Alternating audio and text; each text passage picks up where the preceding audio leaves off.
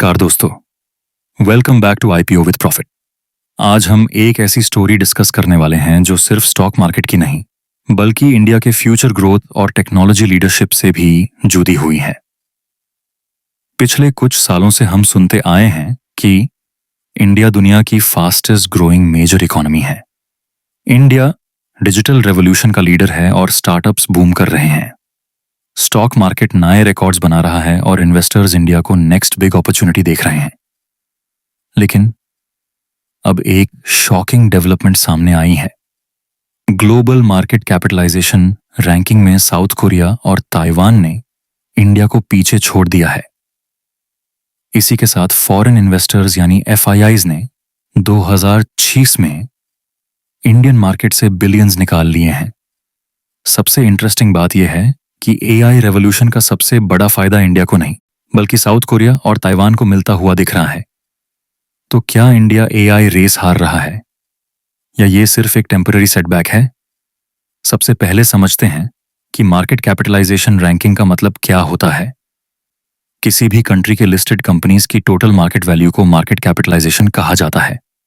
जब किसी देश के स्टॉक मार्केट में तेजी आती है तो उसका मार्केट कैप बढ़ता है और रैंकिंग इंप्रूव होती है। कुछ साल पहले इंडिया ने ग्लोबल रैंकिंग्स में इंप्रेसिव जंप दिखाया था, लेकिन अब साउथ कोरिया और ताइवान जैसे कंट्रीज ने एआई और सेमीकंडक्टर बूम का फायदा उठाकर अपनी मार्केट वैल्यू तेज बढ़ा ली है। इसलिए रैंकिंग्स में उन्होंने इंडिया को टेम्पररी पीछे छोड़ दिया। इसका मतलब ये नहीं है कि इंडिया की इकोनॉमी वीक हो गई है, लेकिन ये जरूर इंडिकेट करता है कि ग्लोबल इन्वेस्टर्स का फोकस फिलहाल एआई ड्रिवन इकोनॉमीज की तरफ ज्यादा है। अब सवाल उठता है कि साउथ कोरिया और ताइवान को इतना बड़ा एडवांटेज मिला कैसे? इसका जवाब सेमीकंडक्टर इंडस्ट्री में छुपा हुआ है। आज एआई रेवोल्यूशन का इंजन सेमीकंडक्टर चिप्स हैं। आर्टिफिशियल इंटेलिजेंस मॉडल्स को ट्रेन करने के लिए पावरफुल चिप्स की जरूरत होती है। डेटा सेंटर्स, क्लाउड कंप्यूटिंग और एआई एप्लीकेशन सब एडवांस्ड सेमीकंडक्टर टेक्नोलॉजी पर डिपेंडेंट हैं। ताइवान के पास टीएसएमसी जैसी वर्ल्ड लीडिंग सेमीकंडक्टर कंपनी है। साउथ कोरिया के पास सैमसंग इलेक्ट्रॉनिक्स और एसके हाइनिक्स जैसे जायंट्स हैं। जब एआई डिमांड एक्सप्लोड हुई, तब इन कंपनीज के प्रोडक्ट की डिमांड भी रिकॉर्ड लेवल्स पर पहुंच गई।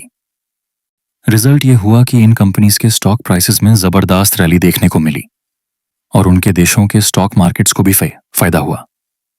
यही जगह है जहां इंडिया और ईस्ट एशियन इकोनॉमीज के बीच डिफरेंस नजर आता है। इंडिया के पास स्ट्रॉन्ग आईटी सर्विसेज इंडस्ट्री है।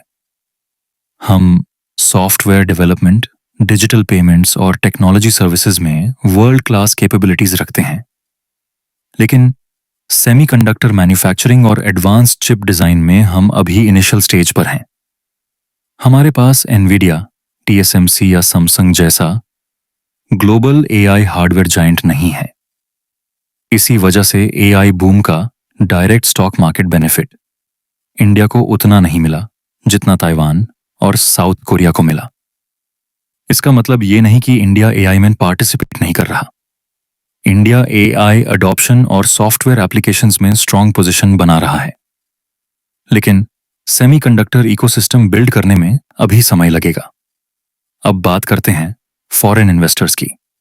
मार्केट में सबसे ज्यादा डिस्कशन इसी बात की हो रही है कि एफआईआईज इंडिया से पैसा क्यों निकाल रहे हैं।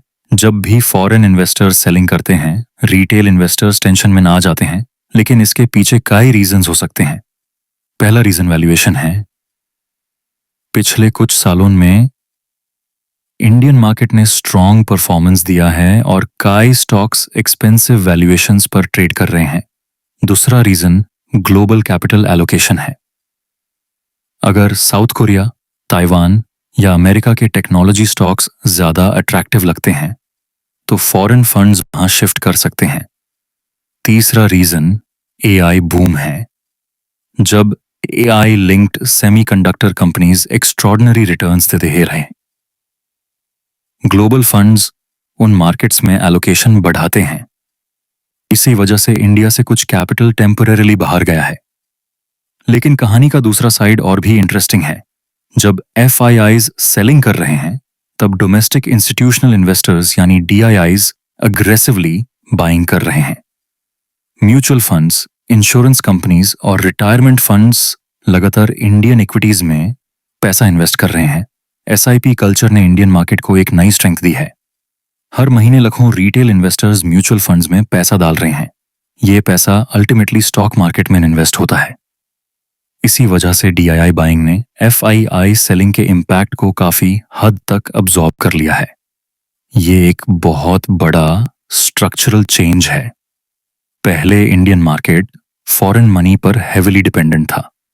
आज डोमेस्टिक पार्टिसिपेशन इतनी स्ट्रांग हो चुकी है कि मार्केट को एक स्ट्रांग सपोर्ट मिल रहा है।